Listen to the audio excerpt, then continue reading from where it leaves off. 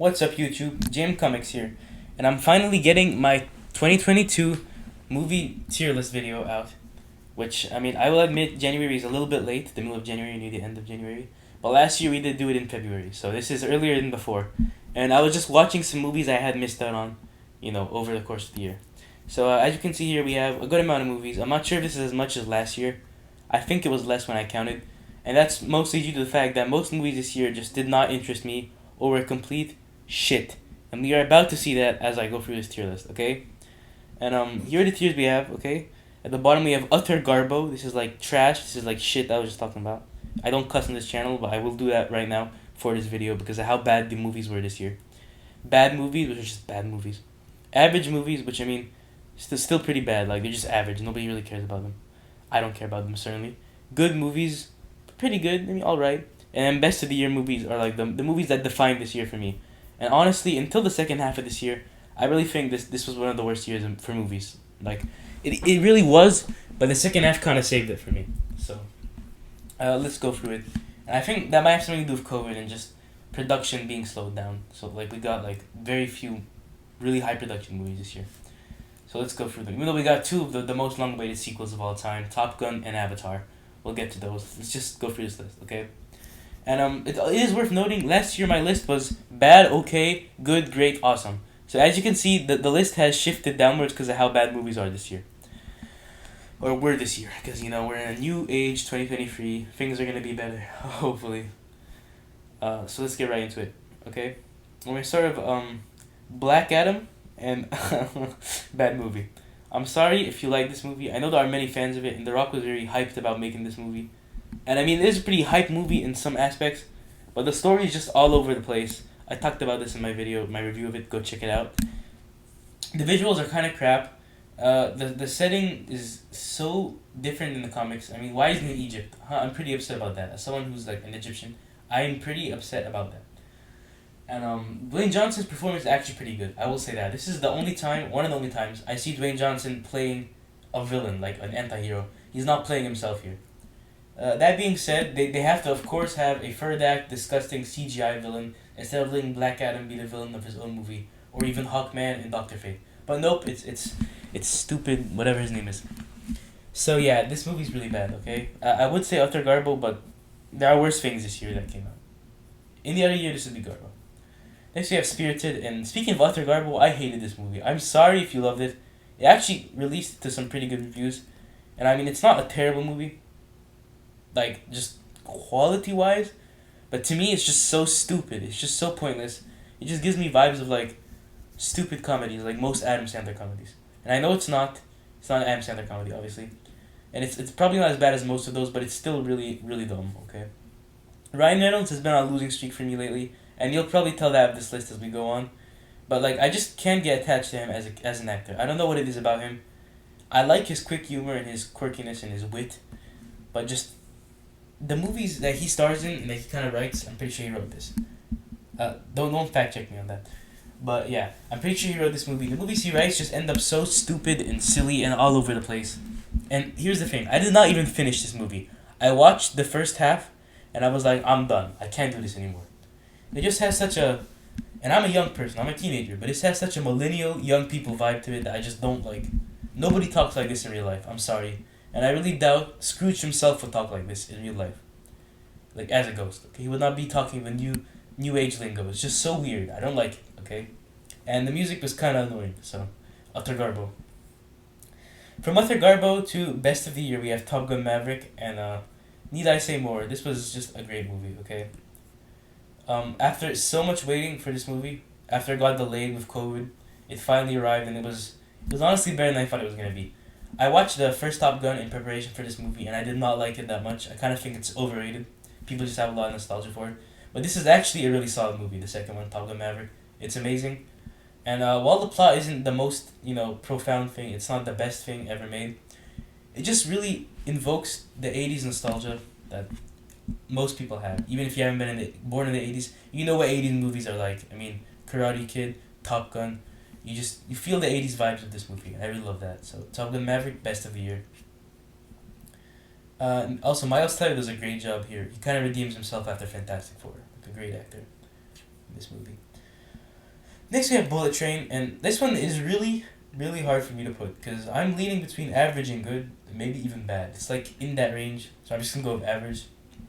When I really think it's a fun movie, and I think it's well made. Okay, the guy who directed this, he directed John Wick. He directed Nobody, starring Bob Odenkirk. He's a really good action director, and this movie has some amazing action, and the twists are good, even though the story itself is kind of meh. And most of the characters are actually like really compelling, especially Lemon and Tangerine, the two assassin brothers. They're amazing. I really just think the problem with this movie is Brad Pitt himself, and like I'm not saying Brad Pitt himself per se, more like his character, and the fact that he's played by Brad Pitt. I think this is a movie that would have actually used more Ryan Reynolds, because yeah, spoiler, Ryan Reynolds is in it for a cameo. So if Ryan Reynolds was actually the lead in this movie, I probably would have liked it more, because Brad Pitt as this character just seems so narcissistic. I don't know. He just doesn't fit the vibe of Ladybug in the way they're trying to convey him. He comes off as an asshole, and there is no really redeeming qualities to him. Like there's nothing that he does that's good or heroic or interesting to the audience. He's just kind of an asshole, killing all the good characters off. Like he kills off like every good character, every interesting character we want to see more of. So yeah, that's a topic for my review. Go check it out. I'll probably say average for now. It's probably gonna stay there. Okay. Avatar: Way of the Water. Best of the year. Honestly, this is one of my favorite movies of the past 3 years of the 2020s. It's just really fun. It's just a fun movie, okay?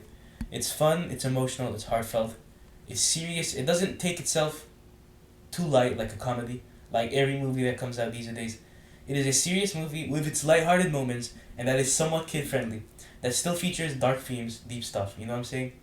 It really strikes the balance. But leans more towards a serious side, which I really like.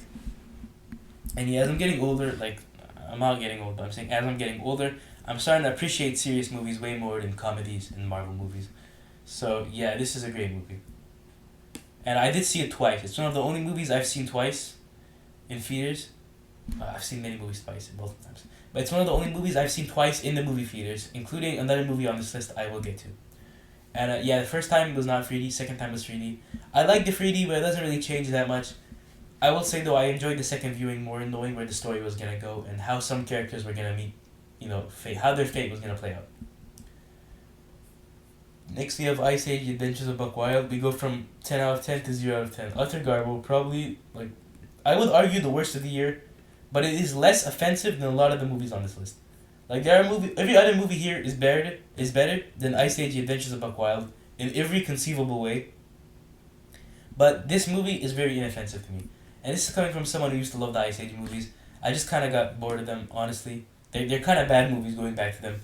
Even the first one it's all crap. I'm sorry. And this is easily the worst one they've ever put out. The animation is disgusting. The Scrat isn't even in it. They got rid of most of the characters. The actors are completely different. And it's just so lame. And they try to do a superhero thing with it. I really hate this movie. And I don't know how I wasted my time watching it. I actually fell asleep watching it. And I almost never fall asleep watching movies, which tells you just how boring and stupid and garbage, utter garbo, this movie is. Okay, let's calm down a bit, calm down. Okay, next we have Sonic the Hedgehog 2. And, I'm gonna put it in good movies just because there aren't many this year. But any other year, this would be an average movie.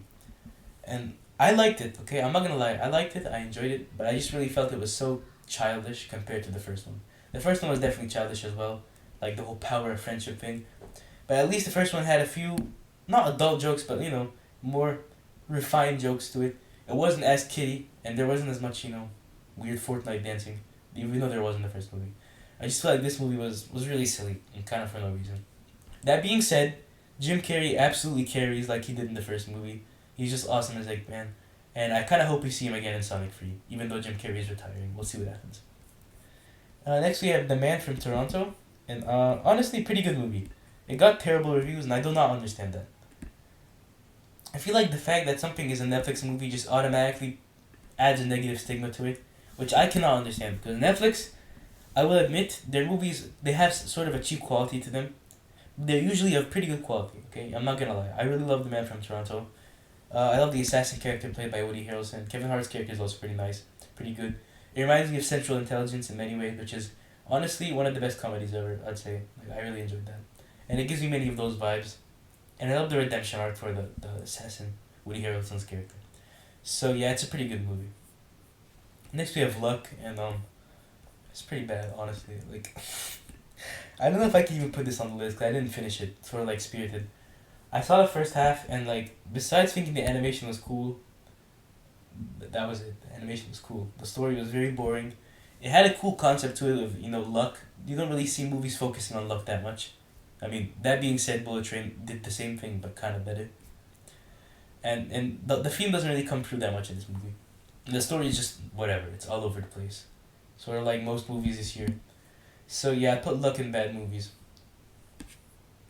Next we have The Gray Man, and I'm sorry, I'm gonna put it in bad movies. I know people love this movie and they're like, oh my gosh, the Russo brothers did it again. Well, they did not. I'm sorry to tell you. Okay, they might have to you, but to me, this is a really sloppily put together movie.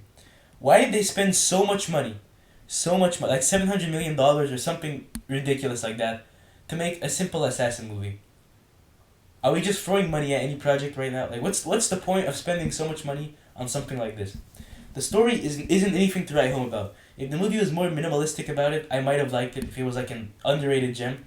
But the movie was so overhyped and was so like overpraised that I gotta put it in bad movies. I'm sorry, and this might just be me, but Chris Evans cannot play a villain. I don't know what you guys think, but seeing him play a villain just looks weird to me. And I know he's a villain in Scott Pilgrim, but that works because he's a comedic villain. He's not a real villain in Scott Pilgrim. He's an idiot on a skateboard. In this, he's an actual villain. He's killing people. He's torturing people. And I don't buy it. I'm sorry. And Ryan Gosling's not really an appealing actor to me. I'm sorry. Whatever he acts in, he's not great. I haven't been captivated by Ryan Gosling's performance.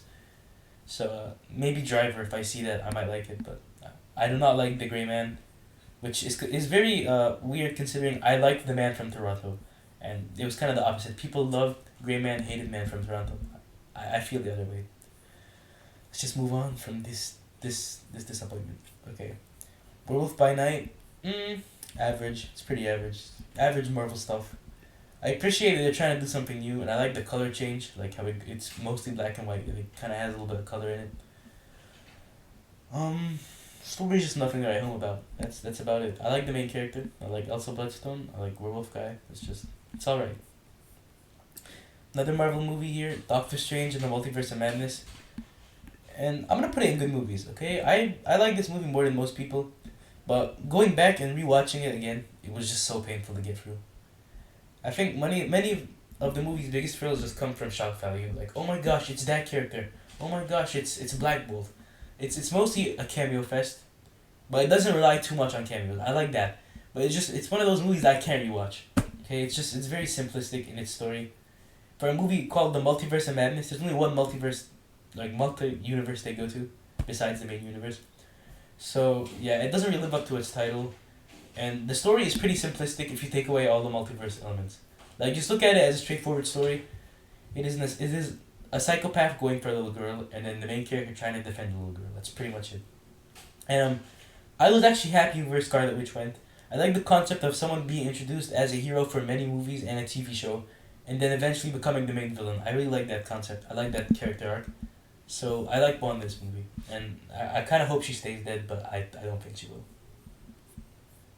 Next we have The Adam Project, and like I said earlier, you have been failing me in so many departments, Ryan Reynolds.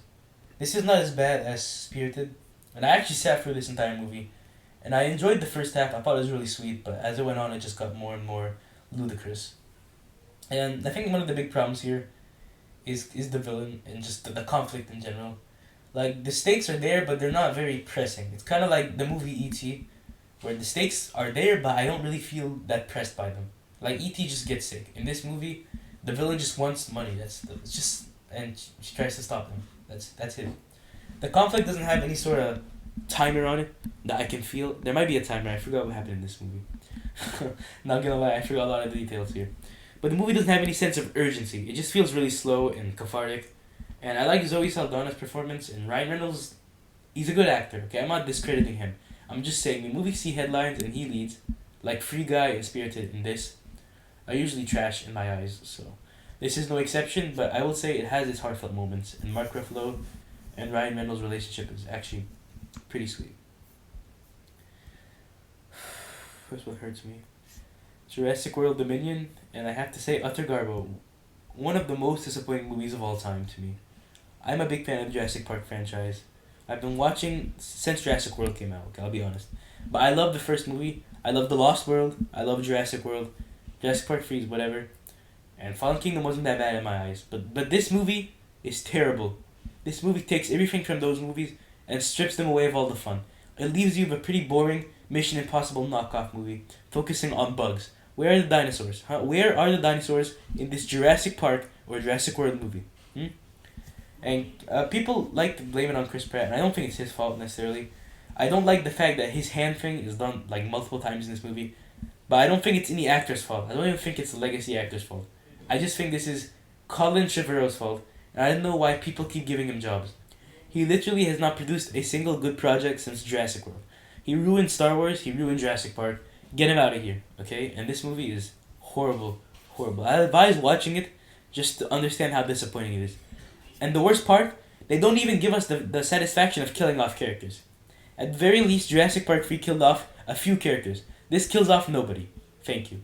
That's my TED talk about how bad Jurassic World Dominion is. And I was gonna review on the channel, but I love Jurassic Park too much to hurt the franchise like that. Okay, I didn't want to talk bad about this underrated franchise. I'd call it underrated, but it's terrible. It's so terrible.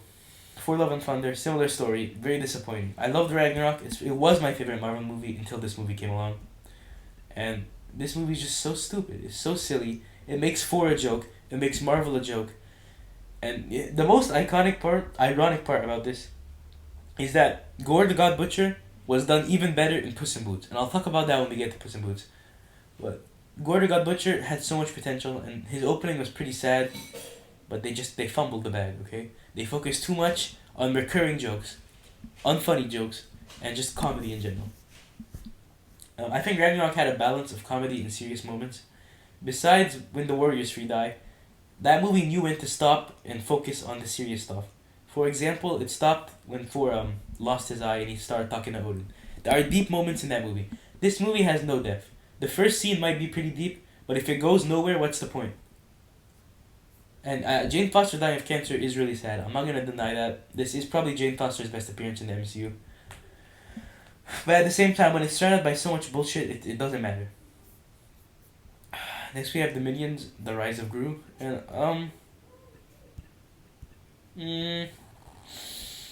I'll put it in good movies because it was enjoyable, but I really think it lulls in the middle.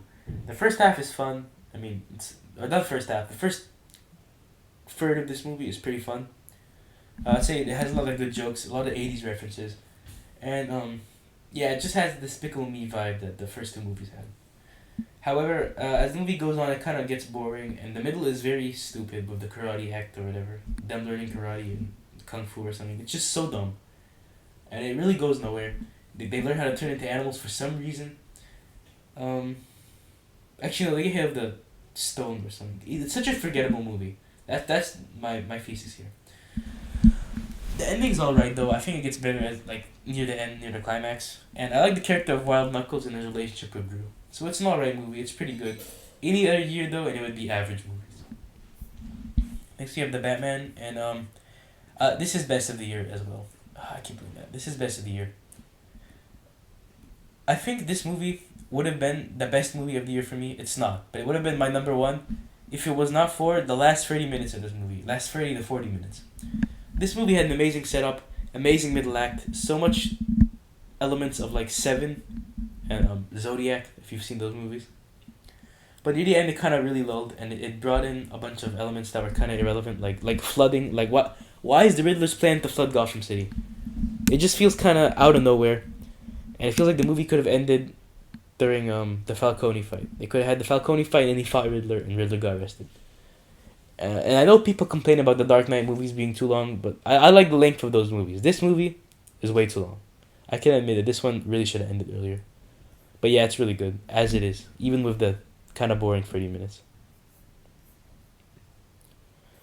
DC League of Super Pets, pretty good movie. Honestly, way better than I thought it would be. Blaine Johnson does a great job portraying Crypto the Super Dog, and Kevin Hart and him have such good chemistry together. Kevin Hart's funny as always, and the story is actually pretty good. It's pretty deep, with especially Kevin Hart's dog's whatever his name is, the Bat Hound. I think that's his name. His backstory is so sad, and it really works in this movie. That being said, it is a kids movie, and it's not the best kids movie I've ever seen. So it's alright. It's a good movie, I guess. The Sea Beast. I'm gonna put this in best of the year. And I know that sounds weird, but I really love this movie. The movie just has a really cool concept behind it. I feel like it's like How to Train Your Dragon, but mixed with Pirates of the Caribbean, and that's just the vibe I really like. I like How to Train Your Dragon. I like Pirates of the Caribbean. Mostly just the first movies from those franchises, and this sort of mixes them both together, and I really like it. The main characters, Jacob and the little girl, they're both really cool. I mean, they're well developed. Jacob goes through a character arc. The little girl doesn't really, but she kind of convinces him to go on that character arc. The villain, Captain Crow, his character arc is also pretty captivating and inspiring. I mean, it shows that somebody can change their ways even if they've been that way their entire life. And the one problem with this movie, I'd say, that kind of holds it back a bit, is the sea beast design is just so ugly and it's so generic. All the other monsters in this movie have cool designs. The humans look not realistic, but they look so. I know what the word is.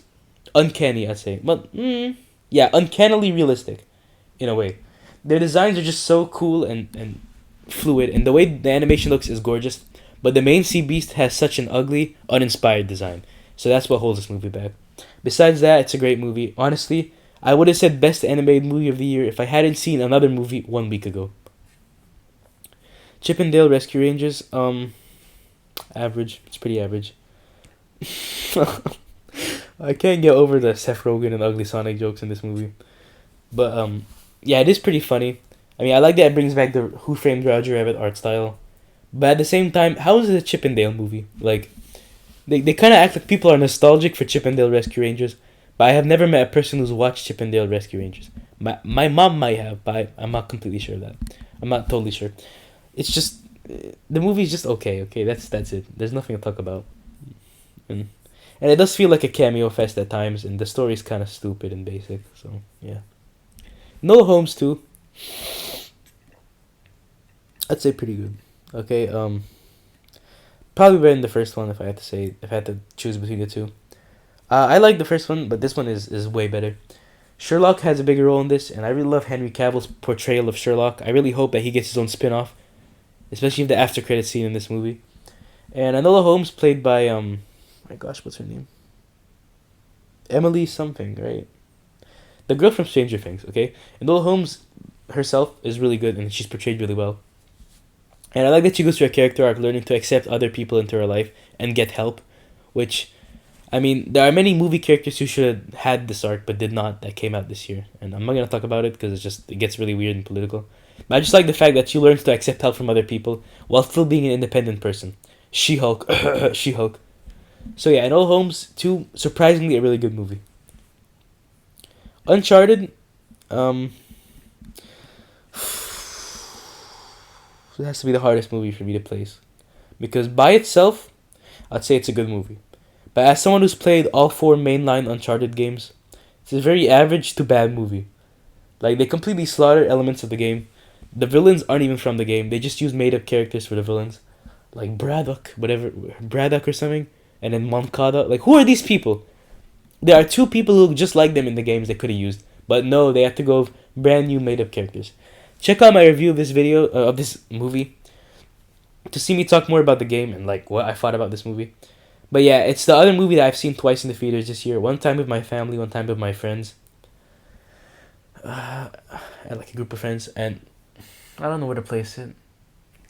I'm gonna go good is getting kind of crowded, so I'm putting average, but I might change it if, there's a lot more stuff in average. Because it's just really a letdown, I'd say. That's the biggest thing. It's a disappointment. And the fact that we don't even have, what's her name? How am I forgetting her name? God. Whatever, the main, love interest from the games. How is she not in this movie? We have Sully, we have Drake, we have Chloe. Where is, what's her name? Okay, Elena Fisher. The fact that we don't have Elena Fisher in this movie is outrageous, okay? They didn't even introduce her, in an after credit scene or something. She's just not there. I think a good idea would have been her as the reporter reporting on the events of this movie. That would have been great, but no, they didn't do that. And Chloe is portrayed really weird in this movie. I like the actress so much she does, Sophia Ali. She does a really great job playing her. But I just feel like they don't really get to the heart of Chloe from the games. She's kind of evil, but at the same time she cares for Drake. She cares for Sully. They don't really have that in this movie. She's just sort of a jerk. Okay, and I know they're trying to set her up for the next movie probably, but it doesn't work for me. I'm sorry. Speaking of that, they kind of made Sullivan really greedy for no reason. That's not how he is in the games. I don't know why they did that. I guess to give him a character arc, but like Sullivan's pretty charismatic in the games. There's enough to go off of. And Tom Holland as Nathan Drake kind of grew on me. Mark Wahlberg as Sully also grew on me a bit, but it's just a little weird. And I like Antonio Banderas' performance. So there are many good aspects, many bad aspects. So I'll leave it in average. Morbius, look, I'm not gonna sit here and lie to you people. It's best of the year, okay? I've never seen one of the movies like this. Yeah, okay, no, it's other garble. I was lying, obviously. Yeah, Morbius was just pretty boring. That's all I can say. Just boring. There's nothing to comment on. Like I think I reviewed this movie. I can't even remember if I reviewed this movie. It's so boring. If I did, I don't know what I talked about besides the bathroom scene. So yeah, it's other garble. Just enough said. Lightyear, bad movie. Okay, every movie Disney made this year, almost every movie was kind of trash. Okay, and Lightyear is no exception. It was so boring. It was so generic. I think the concept of a time loop for like a Disney movie, an animated Pixar movie, is really cool, but it's not executed in the most interesting way. I think the first half is really interesting. The first 20 minutes of the movie, but after that it just gets boring. And the twist of who the villain is, who Zurg is, horrible. Okay, you ruined Zurg. How could you ruin Zurg? All you had to do was make him his father. Is it that hard? No, apparently it is. The cat's also kind of cute, so there's that. Turning Red, utter garbo. I hate this movie. I hate this movie. I hate this movie. I do not care if you like this movie. I hate this movie, personally speaking. I just feel like it's so specific. It's like targeting a specific audience that doesn't fit most people. And I'm not saying that like it only targets girls. I'm saying it only targets girls of a certain age or of a certain who get certain enjoyment out of certain things. Like this I know many girls do not like this movie. I just don't think it's a good movie, okay? I think it's an alright movie, but just to me it's utter garbage. I'm sorry. My mom doesn't like it. My sister does not like it. Most people I know do not like it, okay? And it's I don't think it's a gender thing. I just think this movie is not that good. And part of that comes with the problem that her turning into a panda is supposed to be a metaphor for her on her period. Think about that for a second. Now add in the fact that she starts turning into the panda for money. What does that imply here? I'll let you do the math. Not to mention, there's even a scene where she twerks at her mom, which is just so like, why am I watching this? Why is this a piece of content that Disney has put out in the year 2022? Just terrible, utter garbage. Next we have Elvis, best of the year. I love this movie, and it's the only movie this year that actually made me burst into tears. I might have said that for something else. Did I? No, I didn't. This movie actually made me burst into tears. I was like crying in the theaters. It's just so profound when you see a movie detailing somebody's life and the way they kind of derail over time. And Austin Butler does a great job of his performance. So does Tom Hanks. Just a 10 out of 10 movie. There's nothing else to be said. And you can check out my review of it if you want more details. Guardians of the Galaxy Holiday Special. And this breaks my heart because I love James Gunn. And I think he does a great job of most movies and TV shows. But bad movies, okay? Or bad piece of content. It's just so boring. It's the only good thing that comes out of it is that Star-Lord is Mantis's brother. But besides that, it's kind of bland, okay? It's nothing. It's full of nothing. And I did not laugh once. I hate to say, I did not laugh once during this Guardians of the Galaxy piece of content. And I thought I would. During the trailers, I laughed at the break-in to Kevin Bacon's house. But watching the show, I was like so bored at that point, I didn't even laugh. Next we have... I'm so sorry I put this on this list.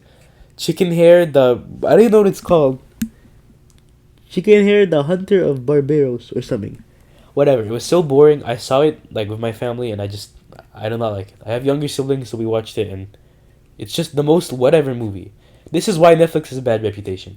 I think Netflix animation having a bad reputation is fair, but like actual Netflix movies are alright. So yeah, it's pretty boring, pretty trash movie.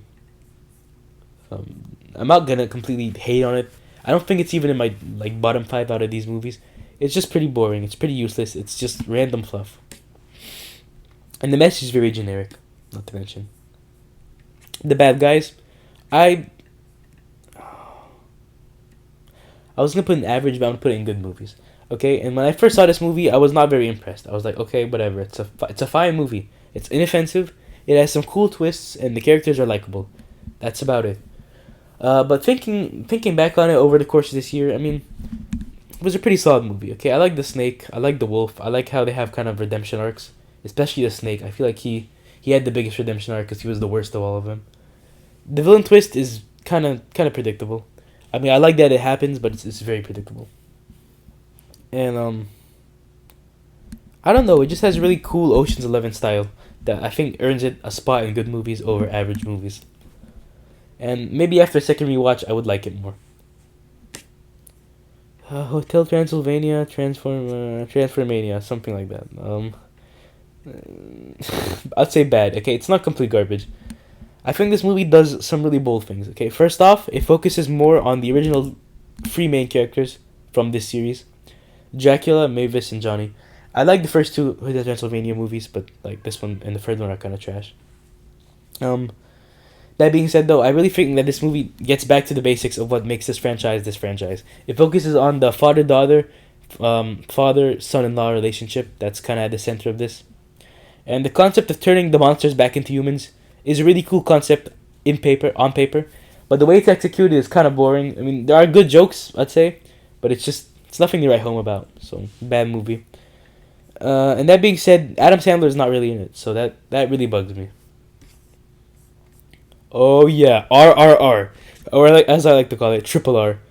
Best of the year movie. Best of the year movie. Okay, and I recommend watching this movie. Okay, it is balls off the walls crazy, but it is amazing. Okay, it has so much heart in it that you will not like watching the first 10 minutes of this movie. You would not expect it to be so heartfelt, but it really is. Okay, and it tells a story of friendship from two polar opposites, and the music actually busts. Not gonna lie. So, so yeah, RRR is a great movie.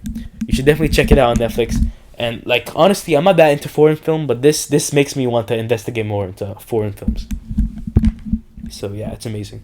And both the main actors do a really great job. I like the fire guy the most. Not the fire guy, the general guy who's represented by fire on this image. He's my favorite character in this movie. And I love the arc that he goes through, as well as the arc the other character goes through. It's such a well-made movie, well crafted, really entertaining. So you should check it out.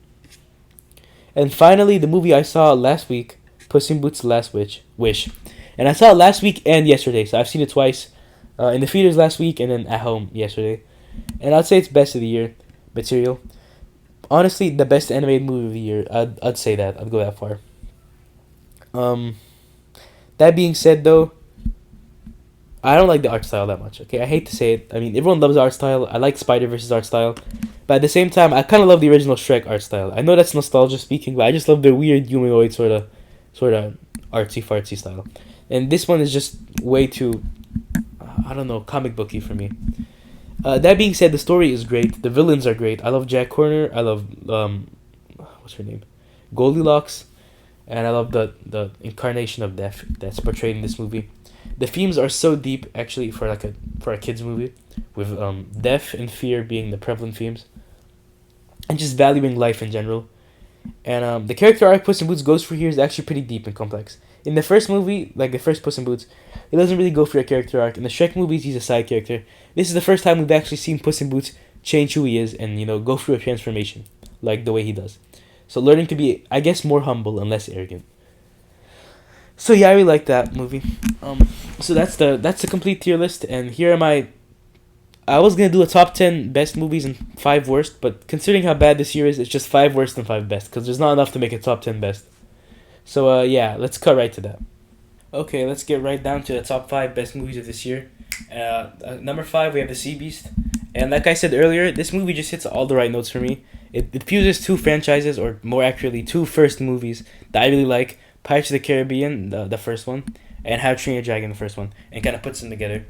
And has some really likable main characters, even a likable villain. So for that, I'd say it's definitely a top 5 movie. And it just really surprises me that kind of an unknown animation company can make something so awesome like this. And it's just so beautiful and majestic. But like I said, the Sea Beast himself is kind of, or herself, I don't know if it's a boy or girl, I forgot. I saw this in the middle of the summer. But they look kind of scuffed, if you know what I'm trying to say. Their design isn't that great. But yeah, besides that, I love this movie. I love the sense of adventure it gives, and I just love everything about it. Besides that, okay. And now on to number four, we have Puss in Boots: The Last Wish, just barely beating out the Sea Beast as best animated movie of this year. All the villains in this movie are really well developed. I like how each of them kind of portrays a different aspect of the main themes of this movie: fear and death. Jack Horner is someone who does not value life itself. He doesn't really have fear of anything besides getting hurt. He only cares about himself, and yeah. So eventually he dies for that, which he deserves. Meanwhile, Bo Peep, not Bo Peep. Oh my god, why do I keep saying Bo Peep? She reminds me of Toy Story Bo Peep. Goldilocks. Um, she's trying to wish away her family, pretty much, like wish away her bear family for a real human family or her parents. I don't know if she's trying to wish them away, but she wants her parents over them. And over time, she learns the value what she has in life right now, because death is a part of life, and you gotta learn to move on and find new family and new people. And then obviously Death himself, he portrays Death, and he really makes Puss in Boots scared, which you don't really see many times in the Shrek movies. I mean, there was like where he was begging for his life from Shrek, like that was funny during Shrek 2. But besides that, Puss in Boots is never really scared. He's always kind of cocky and arrogant, and Death puts him in place. So I like Puss in Boots' character arc in this movie as well. I like the new character, Perito. I think that's his, yeah, Perito. And I like Kitty Softpaws. So it's a pretty good movie, solid all around. I love the little Shrek cameos throughout. Breaking into our top three, we have Elvis. And like I said earlier, this movie just got me down to tears, like ugly tears in the theaters. I wasn't in ugly tears, okay? To be honest, it was just like tears coming out of my face, but it wasn't a full breakdown crying. It's not one of those type of movies, but it just really pulls at your heartstrings of showing you a guy's complete life, okay? And the fact that it's real just makes it more sad. I don't cry to fictional movies. I cry to like biopics and stuff like this. And Austin Butler does a great job portraying Elvis. He really sounds like him and looks like him. And Tom Hanks does a great job playing his kind of evil business manager. So yeah, it's a pretty heartfelt movie, and I love the way it kind of descends over time. And it just goes crazier and crazier as it goes on. In second place, we have Top Gun Maverick, and like I said, it brings back the 80s action vibes that it has been missing for a long time. I mean, the Creed movies also do something similar, but I have not seen all of them, so I don't know.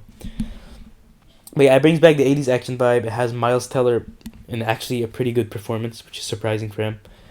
Tom Cruise does a great job. I love the fact that it's filmed with live cameras around these planes, which is really cool. And this movie actually makes you think many characters are going to die. It actually has suspense and thrill. So for that, I have to give it, a top 5 spot, and I give it number 2. It's great. And then coming in at number 1, we have two movies tied, and I just could not decide between these two because they're so radically different. And it's Avatar: The Way of Water and RRR, okay? RRR is a great movie. Let's start with that one. It is a great movie. It is really original. I haven't seen anything like it. I don't normally watch foreign films. I mean, I've seen a couple of French films, but that's about it. So watching something like this from India, it was really amazing. And it really gives you an insight into that culture, and it has such a deep message. Not a deep message, such a universal message. It's not terribly deep, but it's very universal. About friendship and betrayal and, I guess, dedication and loyalty. Those are just those are just a few of the many themes prevalent in this really amazing movie. And I mean, it is really long, but I don't think it's too long. I think both of these movies are really long, but RR spends its time way better in Avatar. Speaking of Avatar, yeah, I saw the first movie for the first time this year to get ready for this one, and I love the first movie. I really think it's better than this one, but I still love the way this one goes. Okay, it has a generic story, I'll admit that, but the animation and the 3D effects when I was watching in 3D are just so cool that it kind of makes up for that. The characters are so well developed. I love the villain in this movie. Honestly, I didn't like him that much in the first movie. Bringing him back like this, giving him kind of a revenge arc at the same time making him a father, gives him so much more depth than he had before, and the actor does a great job doing it. Jake Sully is great, so is Nadiri. But both of them are kind of sidelined in this movie, which is a small criticism for their children, which are also pretty captivating. I really enjoy their children, especially, I'm not going to spoil it right here, but you know what happens, okay? So yeah, this movie's really emotional. It's really great. I love the animation. I love the fact that this movie's taking the movie industry further, considering that it's almost completely animated, but it looks really, really good. They spend time working on this movie, and at the same time, it really revolutionizes on underwater facial effects. So yeah, it's a great movie. So for completely separate reasons, I have Avatar: The Way of Water and RR as my number one movie of this year. Avatar more for its visual effects and breaking boundaries, and then RR for its foreign film status and its, I guess, all over the place tone that really, really works. Speaking of which, that's an awesome musical number in the middle. If you know, you know. Now let's get to the top 5 worst movies of this year. This one was even harder to make. Is it weird to say that it's harder to choose the worst movies than it is to choose the best movies? Coming in 5th place is Ice Age: The Adventures of Buck Wild. And to be completely honest, I think this movie is probably the worst. Like, The Ice Age Adventures of Buck Wild is one of the worst movies I've ever seen. It fails in like every department besides Simon Pegg himself. So for that, it is the worst movie of this year, but it wasn't as offensive as these other movies, so I'm leaving it in 5th place. In 4th place, you have Jurassic World Dominion, and I honestly thought I was going to put this lower. I thought it was going to be like number 1 or number 2. But it's just so disappointing, but at the same time, whatever. I don't care that much. Honestly, if you want, you can just end the franchise at Jurassic World. Just watch until Jurassic World and pretend nothing else happens. That's what I'm going to do from now on.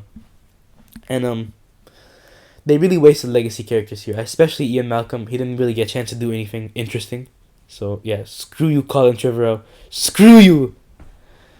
3rd place, we have For Love and Thunder. And, honestly, I might switch this around with Jurassic World. They're kind of close. But For Love and Thunder was just so stupid all over the place. When I first reviewed this movie, if you see my video on the channel, I gave it a 6 out of 10. Looking back on it, it's a 0 out of 10. I'm sorry, there's no reason for me to go back to this movie.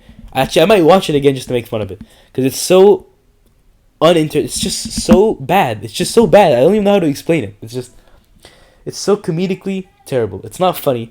Unlike Ragnarok, which had new jokes as the movie progressed, this movie just brought the same jokes back over and over again, regurgitating its own vomit. Taika Waititi does not know what he's doing, and I think he needs to, get on some medications or something. Like, Taika, get out, okay? Get out. Take a break and come back or something. You're crazy. Like, legitimately crazy. If you thought this was a good movie. 2nd place, Morbius. Honestly, it could have been 2nd place in my top 10 movies, like top 5 best movies. It's a perfect movie in every aspect, but at the same time, all of its perfections equal its flaws, if you know what I'm trying to say here. It's very deep, and in that way, it's such a paradox of a movie. What can I say? It really is one of the movies. Coming in 1st place, though, is Turning Red, and I hate this movie so much. I just hate it. I don't know what... I know what it is about it. It's just so adolescent. It's so unrefined. The message does not make any sense. I understand rebelling against your parents. A lot of Disney movies have this message. Finding Nemo had this message, and that is my favorite animated movie of all time. Yeah, I'd pretty much say that. And it did it better. Not Frozen. What am I talking about? Movies like Tangled did this theme better. Turning Red took that theme from those movies and just did it way worse. Encanto from last year did the exact same theme of generational trauma and overbearing maternal figures, but did it better. It did it in a more refined way. There was not twerking. There were actually good songs. This movie is just trash. I'm sorry. It's just nothing, okay? And the problem is, they actually put passion into this movie. The people who made it tried really hard. The animation is actually pretty beautiful. They put their effort into making this really offensive, in my eyes, really offensive, really useless movie. That I feel like kind of is backwards in many ways, okay? Let's just say that. The twerking scene is just why does this exist? So yeah, Turning Red is the worst movie this year, and Avatar and RRR are the best movies of this year. Comment down below your favorite movies of this year and your least favorite movies of this year, and what movies made you want to just stop watching movies altogether. Just stop. Just throw away your TV. Just take it to the dumpster. And with that being said, like, subscribe, and comment down below what I just said. Thank you for watching. Now, Turning Red's got me angry, so that's great. I might go panda now, like her, like May. Bye. Here's to 2023 having better movies.